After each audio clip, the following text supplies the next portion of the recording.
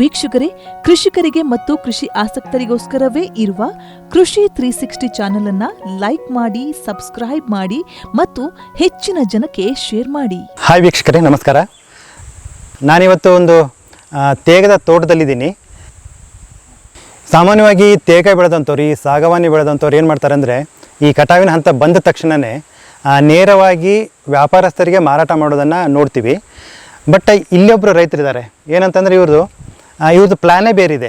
ನೇರವಾಗಿ ಮಾರಾಟ ಮಾಡಿದಾಗ ನಿಮಗೆ ಏನು ಇವಾಗ ಒಂದು ಮರಕ್ಕೆ ಒಂದು 20,000 ಸಿಗ್ತಾ ಇದ್ದರೆ, ಇವರು ಅದನ್ನು 80,000 ಮಾಡುವಂಥ ಒಂದು ಪ್ಲ್ಯಾನಲ್ಲಿದ್ದಾರೆ. ನಿಮಗೆ ಪರಿಚಯ ಮಾಡಿಕೊಡ್ತೀನಿ.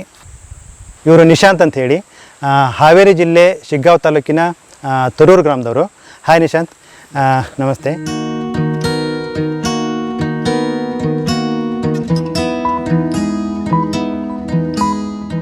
ನಿಶಾಂತ್ ಬಂಕಾಪುರ ಮೂಲತಃ ಕೃಷಿ ಕುಟುಂಬದಿಂದ ಬಂದವರು.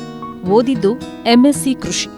ಕೆಲ ವರ್ಷಗಳ ಕಾಲ ಖಾಸಗಿ ಕಂಪನಿ ಮತ್ತು ಇತರೆ ಸಂಘ ಸಂಸ್ಥೆಗಳಲ್ಲಿ ಕೆಲಸ ಮಾಡಿದ ನಿಶಾಂತ್ ಇಂದು ಕೃಷಿಯನ್ನೇ ತಮ್ಮ ಉಸಿರನ್ನಾಗಿಸಿಕೊಂಡಿದ್ದಾರೆ.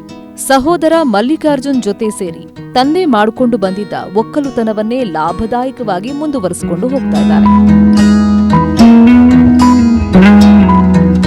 ವೀಕ್ಷಕರೇ, ನಿಮಗೆ ಗೊತ್ತಿದೆಯೋ ಇಲ್ವೋ, ಅರಣ್ಯ ಮರಗಳು ಅಂದ್ರೆ ಒಂದ್ ರೀತಿ ಬ್ಯಾಂಕ್ನಲ್ಲಿ ಹಣವನ್ನ ಡೆಪಾಸಿಟ್ ಮಾಡಿದ ಹಾಗೆ. ಇದು ಅಕ್ಷರಶಃ ಸತ್ಯ. ಸುಮಾರು 25 ವರ್ಷಗಳ ಹಿಂದೆ ಇವರ ತಂದೆ ನೆಟ್ಟಿದ್ದ ತೇಗದ ಮರಗಳು ಇಂದು ಮಕ್ಕಳ ಪಾಲಿಗೆ ಕೋಟ್ಯಾಂತರ ರೂಪಾಯಿ ಆಸ್ತಿಯಾಗಿ ಪರಿಣಮಿಸಿವೆ.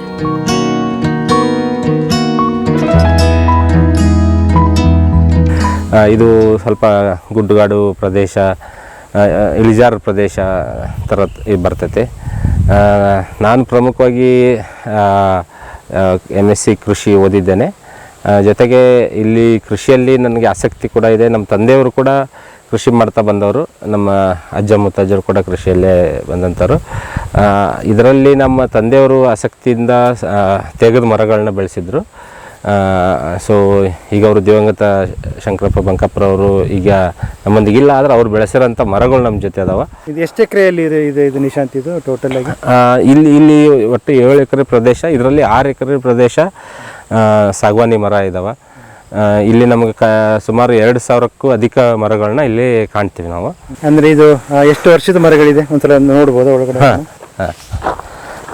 ಇಲ್ಲಿ ಇವು 28 ವರ್ಷಗಳ ದಾಟಿದಾವೆ. ಆಲ್ಮೋಸ್ಟ್ 27-28 ವರ್ಷದ ಮರಗಳು ಇದಾವೆ.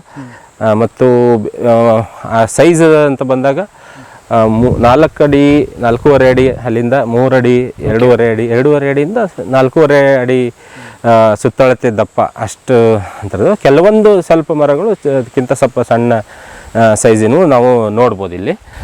ಅಂದರೆ ಒಂದು ಮರದಿಂದ ಇನ್ನೊಂದು ಮರಕ್ಕೆ ಅಂದ್ರೆ ಅಂತರ ಈಗ ಅವಾಗೇನು ಕರೆಕ್ಟಾಗಿ ಇಟ್ಟಿದ್ದಾರಾ ಅಥವಾ ಇದನ್ನ ಯಾವ ರೀತಿ ಇದು ಮಾಡಿದಾರೆ? ಇದು ಮುಖ್ಯವಾಗಿ ಏನಂದ್ರೆ ಇಲ್ಲಿ ನಮ್ದು ಪ್ರಮುಖ ಬೆಳೆ ಅಡಿಕೆ ಆಗಿತ್ತು. ಅಡಿಕೆ ಮಧ್ಯದಲ್ಲಿ ಸಾಗವಾನಿನ ಬೆಳೆಸಲಾಗಿತ್ತು. ಅಂದ್ರೆ ಬೆಳೆಯೋ ಹಂತದಲ್ಲಿ ಕೂಡಿಸಲಾಗಿತ್ತು ಅವನ್ನ. ಬರ್ತಾ ಬರ್ತಾ ಏನಾಯ್ತು ಅಂತಂದ್ರೆ, ಅಡಿಕೆ ಒಂದು 7-8 ವರ್ಷ ಆದಾಗ ಸಾಗವಾನಿನೂ ಒಳ್ಳೆ ಎತ್ತರ ಪೋಲ್ ಸೈಜ್ ಆಗಿದ್ವು. ಆ ಹೊತ್ತಿಗೆ ಅದನ್ನು ಕಟಾವು ಮಾಡ್ಬೇಕಂತ ನಮ್ಮ ತಂದೆಯವರು ಯೋಚನೆ ಮಾಡಿದಾಗ ಸಾಕಷ್ಟು ಅವರ ಗೆಳೆಯರು ಎಲ್ಲ ಅವ್ರ ಸ್ನೇಹಿತರು ಹೇಳ್ದಂಗೆ ಏನಂದ್ರೆ, ಸಾಗವಾನಿನೇ ಬೆಳೆಯಲಿ ಬಿಡಿ, ಈಗ ಚೆನ್ನಾಗಿ ಬೆಳೆದಿದೆ, ಇದನ್ನು ಹಾಗೆ ಮುಂದುವರಿಸಿದರೆ ನಿಮಗೆ ಒಳ್ಳೆಯ ಆದಾಯ ಸಿಗುತ್ತೆ ಮತ್ತು ಹೆಚ್ಚಿಗೆ ಶ್ರಮ ಇರೋಲ್ಲ ಅನ್ನೋ ಸಲಹೆ ಕೊಟ್ಟರು.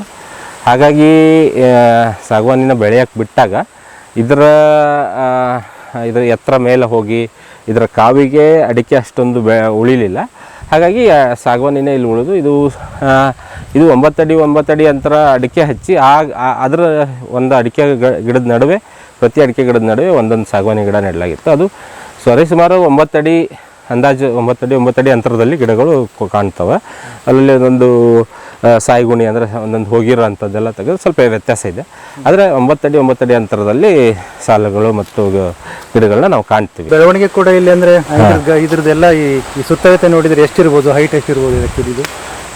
ಇಲ್ಲಿ ಏನಾಗಿದೆ ಅಂದರೆ ನಿರ್ವಹಣೆ ಕೂಡ ಮುಖ್ಯ ಆಗುತ್ತೆ ಮತ್ತು ಅಂತರ ಕೂಡ ಮುಖ್ಯನೇ. ನಮ್ಮ ತೋಟದಲ್ಲಿ ಇದೇನಾಗಿತ್ತು ಅಂದರೆ 9 ಅಡಿ ಅಂತರದಲ್ಲಿ ಬೆಳೆದಿದ್ದೀವಿ. ಇದು ನಮ್ಮ ತಂದೆ ಮೊದಲೇ ಜನ್ರೇಷನ್ ಅವ್ರು ಬೆಳೆದಿದ್ದು. ಅಲ್ಲಿ 9 ಅಡಿ ಅಂತರ ಸ್ಟಾರ್ಟಿಂಗ್ ಕರೆಕ್ಟಾಗಿರುತ್ತೆ. ಹೋಗ್ತಾ ಹೋಗ್ತಾ ಇನ್ನೂ ಸ್ವಲ್ಪ ಮಧ್ಯ ಗಿಡಗಳನ್ನ ನಾವು ತೆಗೆಯೋ ಅನಿವಾರ್ಯತೆ ಇತ್ತು. ಆದರೆ ಆ ಕಾಲದಲ್ಲಿ ನಮಗೆ ಅದು ತಿಳುವಳಿಕೆ ಇಲ್ಲದೆ ಆಗಿದೆ. ಆದರೂ ಕೂಡ ಮರಗಳು ಹಾಗಾಗಿ ಏನಾಗಿದೆ, ಎಲ್ಲಿ ಹೆಚ್ಚಿಗೆ ಸ್ಥಳಾವಕಾಶ ಸಿಕ್ಕೈತಿ ಅಲ್ಲಿ ಮರಗಳು ಒಳ್ಳೆ ಸೈಜ್ ಬಂದಿದ್ದಾವೆ. 3.5 ಅಡಿ 3 ಅಡಿ 4 ಅಡಿ ಸುತ್ತಳತೆಯನ್ನು ಬಂದಿದ್ದಾವೆ. ಅದೇ ರೀತಿ ಕೆಲವೊಂದು ಕಡೆ ಸುತ್ತಳತೆ 2 ಅಡಿ ಮತ್ತು ಅದಕ್ಕಿಂತ ಸ್ವಲ್ಪ ಕಡಿಮೆನೂ ಅದಾವೆ ರೀ. 2 ಫುಟ್ 1.5 ಅಡಿಗೂ ಇರೋದು ಒಂದಿಷ್ಟು ಮರಗಳು ಅದಾವೆ. ಅವು ಎಲ್ಲಿ ಜಾಸ್ತಿ ಸಂದಣಿ ಆಗೈತಿ ಅಲ್ಲಿ ಸಂಧಿ ಆದಲ್ಲೇ ಸ್ವಲ್ಪ ಮರಗಳ ಸಂಖ್ಯೆ ಸೈಜ್ ಕಡಿಮೆ ಐತಿ.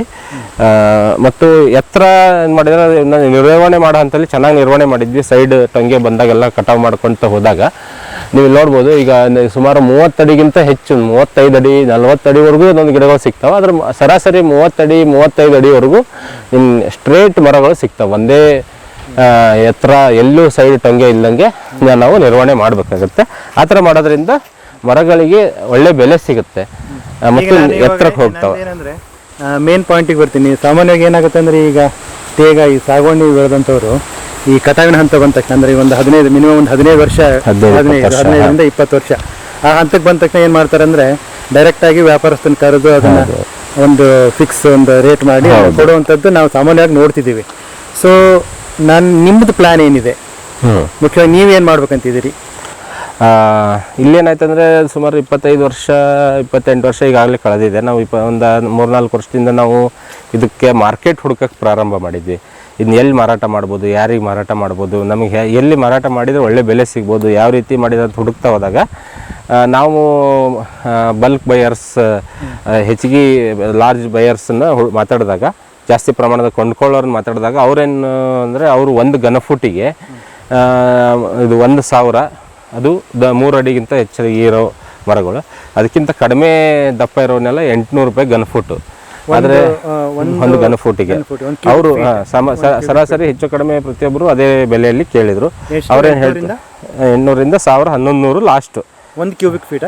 1 ಕ್ಯೂಬಿಕ್ ಫೀಟಿಗೆ, 1 ಘನಫೂಟಿಗೆ. ನಾವು ಖರೀದಿ ಮಾಡ್ಬೇಕಂತ ಮಾರ್ಕೆಟಲ್ಲಿ ವಿಚಾರಿಸಿದಾಗ 1 ಘನಫೂಟಿಗೆ 4,000ದಿಂದ ಪ್ರಾರಂಭವಾಗಿ 6,500-7,000ವರೆಗೂ ಬೆಲೆ ಇದೆ. ಅಂದರೆ ನಾವೇ ಖರೀದಿ ಮಾಡ್ಬೇಕಂದ್ರೆ ಅಷ್ಟು ಬೆಲೆ ಕೊಡಬೇಕು. ಅಷ್ಟು ಬೆಲೆ ನೀವು ಕಟ್ಟಿಗೆ ಅಡ್ಡೆಗಳಲ್ಲಿ ಹೋಗಿ ನೋಡಿದ್ರೆ ಅಷ್ಟು ಬೆಲೆಗಳು ಸಾಮಾನ್ಯ ಸಿಗುತ್ತೆ. ಬಟ್ ಅವ್ರು ತಗೊಳ್ಳೋದು ನಿಮಗೆ ಒಂದು 800ರಿಂದ 1,200 ರೂಪಾಯಿ ಮಾತ್ರ ಅವರು ಕೇಳ್ತಾ ಇದ್ರು. ಅದಕ್ಕೆ ನಾವು ವಿಚಾರ ಮಾಡಿದ್ವಿ, ಮತ್ತು ನಾವು ಮಾಡೋದಾದ್ರೆ ಏನು ಮಾಡಬೇಕು, ನಾವೇ ಕಟಾವು ಮಾಡಿ ನಾವೇ ನೇರವಾಗಿ ಮಾರಾಟ ಮಾಡ್ಬೇಕಾ, ಹೆಂಗೆ ಯಾವ ರೀತಿ ಮಾಡಿದ್ರೆ ನಮ್ಗೆ ಹೆಚ್ಚಿಗೆ ಬೆಲೆ ಸಿಗುತ್ತೆ ಅಂತ ನಾವು ವಿಚಾರ ಮಾಡ್ತಾ ಹೋದಾಗ, ಒಳ್ಳೆಯ ಗುಣಮಟ್ಟದ ಕಟ್ಟಿಗೆ ಇದ್ದರೆ ನಾವು ನೇರವಾಗಿ ಅವನ್ನ ಕಟಾವು ಮಾಡಿ ಮಾರಾಟ ಮಾಡಿದರೆ ನಮಗೆ ಒಳ್ಳೆ ಬೆಲೆ ಸಿಗುತ್ತೆ. ಮತ್ತು ನೇರವಾಗಿ ಗ್ರಾಹಕರಿಗೆ ತಲುಪೋ ಪ್ರಯತ್ನ ಆದರೆ, ಈಗ ಒಂದು ನಾನು ಒಂದು ಫಾರ್ ಎಕ್ಸಾಂಪಲ್ ಇಲ್ಲಿ ಒಂದು ಮರ ಇದೆ ಇವಾಗ, ಇದು ಎಷ್ಟು ಕ್ಯೂಬಿಕ್ ಫೀಟ್ ನಿಮಗೆ ಇಲ್ಲಿ ಇದರಲ್ಲಿ ಸಿಗ್ಬೋದು? ಇದು ಹೆಂಗಂದ್ರೆ, ಇದು ಸುಮಾರು 3 ಅಡಿ ಮೇಲೆ 2 ಇಂಚು 3 ಇಂಚು ಅಷ್ಟು ದಪ್ಪನಾದಂಥ ಒಂದು ಕಟ್ಟಿಗೆ ಇದೆ. ಈ ಸುತ್ತಳತೆ ಇದು 3 ಅಡಿ ಸಿಗುತ್ತೆ. 3 ಅಡಿ ಸಿಗುತ್ತೆ ಅನ್ಕೊಂಡ್ರೆ ಹೆಚ್ಚಾಗಿ ಕಟ್ ಮಾಡಿದಾಗ ಇದು ಒಂದು 3/4 ಘನಫುಟ್ ಸಿಗುತ್ತೆ. ಇದು 1 ಘನಫುಟಿಗೆ ಕಡಿಮೆ, ಕಾಲು ಭಾಗ ಕಡಿಮೆ, ಅಂದ್ರೆ 0.75 ಘನಫುಟ್, ಅಂದ್ರೆ 1 ಘನಫುಟ್ಗಿಂತ ಕಡಿಮೆ. ಈಗ ಇದು ಸುಮಾರು ಒಂದು 30 ಅಡಿ ಮರ ಇದೆ. ಇದರಲ್ಲಿ ನಮಗೆ ಸುಮಾರು 18ರಿಂದ 20 ಘನಫುಟ್ವರೆಗೂ ಸಿಗ್ತದೆ. ಇದು 20 ಘನಫುಟ್ ಕಟ್ಟಿಗೆ ಸಿಗುತ್ತೆ. 20 ಘನಫುಟ್ ಅಂದ್ರೆ ಈಗ 800 ರೂಪಾಯಿ 1 ಘನಫುಟ್ ಹಿಡಿದ್ರು ನಿಮಗೆ 20 ಘನಫುಟ್ಗೆ ಒಂದು 16,000 ಸಿಕ್ತಿತ್ತು ಅಂತ ಅಂದಾಜು. 1,000 ಕೊಟ್ಟರು ಕೂಡ 20,000 ಸಿಗ್ಬೋದು. 20,000 ಸಿಗುತ್ತೆ. ಅದನ್ನೇ ನೀವು ಇವಾಗ 20 ಘನಫುಟಿಗೆ ನಾವು ಲೆಕ್ಕ ಹಾಕಿದರೆ ಒಳ್ಳೆ ಸೈಜಿನ ಮರ, 3 ಅಡಿಗಿಂತ ಹೆಚ್ಚು ದಪ್ಪ ಇರೋಂಥ ಮರಗಳಿಗೆ ನಿಮಗೆ ಕನಿಷ್ಠ ಅಂದರೂ 4,000 ರೂಪಾಯಿ 1 ಘನಫುಟಿಗೆ ಸಿಗುತ್ತೆ. ಅದು 80,000 ರೂಪಾಯಿ ಬೆಲೆ ಆಯಿತು. ಅಂದರೆ 20,000 ನೀವು ಯಾವ ಒಬ್ಬ ಗ್ರಾಹಕನಾಗಿ ಇಲ್ಲಿ ತಗೊಳಕ್ಕೆ ಹೋದ್ರೆ ಇಷ್ಟು ದೊಡ್ಡ ಒಂದು ಮರಕ್ಕೆ ನಿಮಗೆ ಮನೆಗೆ ಬೇಕಾದಂಥ ಎಲ್ಲ ಪ್ರಮುಖ ಸಾಮಾನುಗಳು ಇದರಲ್ಲಿ ಆಗಿ ಹೋಗ್ತವೆ. ಇದು 80,000 ರೂಪಾಯಿಗೆ ಸಿಗುತ್ತೆ. ನಿಮಗೆ 80,000 ರೂಪಾಯಿ ಬೀಳ್ತೈತಿ. ನಾವು ತಗೊಳಕ್ಕೆ ಹೋದ್ರೆ ಹೆಚ್ಚು ಕಡಿಮೆ ಅಂದರೂ 4,500ರಿಂದ 5,000 ರೂಪಾಯಿ ನಾವು ಕೊಡಬೇಕಾಗತ್ತೆ. ಅಲ್ಲ, ಒಂದು ಘನಫುಟಿಗೆ. ಸೊ 80ರಿಂದ 1,00,000 ರೂಪಾಯಿ ಕೊಟ್ಟು ತೊಗೊಂಬರ್ಬೇಕಾಗತ್ತೆ.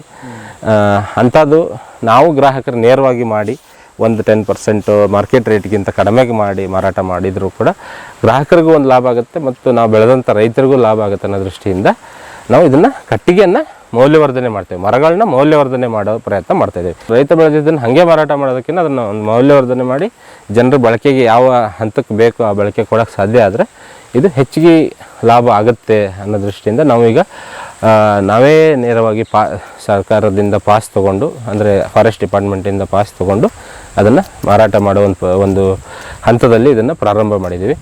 ವೀಕ್ಷಕರಿಗೆ ಇಲ್ಲೊಂದು ಪಾಯಿಂಟ್ ಇದು, ಇದನ್ನು ನೀವು ಗಮನದಲ್ಲಿಡಬೇಕು. ಈಗೊಂದು ಮರನ ಇವರು ನೇರವಾಗಿ ಇದನ್ನು ವ್ಯಾಪಾರಸ್ಥರಿಗೆ ಕೊಟ್ಟರೆ ಜಸ್ಟ್ ಇದೊಂದು 20,000ಕ್ಕೆ ಹೋಗುತ್ತೆ ಇವಾಗ.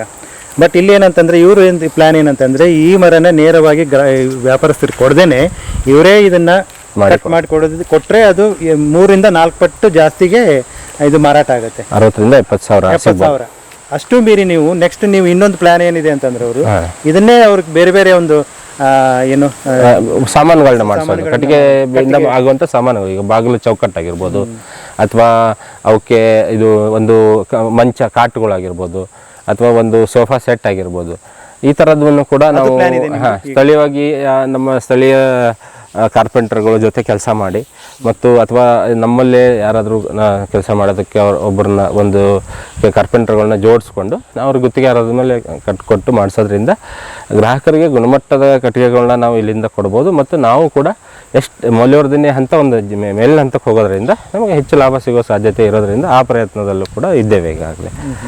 ಇವಾಗ ಅಂದ್ರೆ ಈಗ ಇದಕ್ಕೆ ನಿಮಗೆಲ್ಲ ಗೌರ್ಮೆಂಟಿಂದ ಒಂದು ಪರ್ಮಿಷನ್ನು ಆ ಥರ ಯಾವ ರೀತಿ ಇದೆ, ಏನಿದೆ?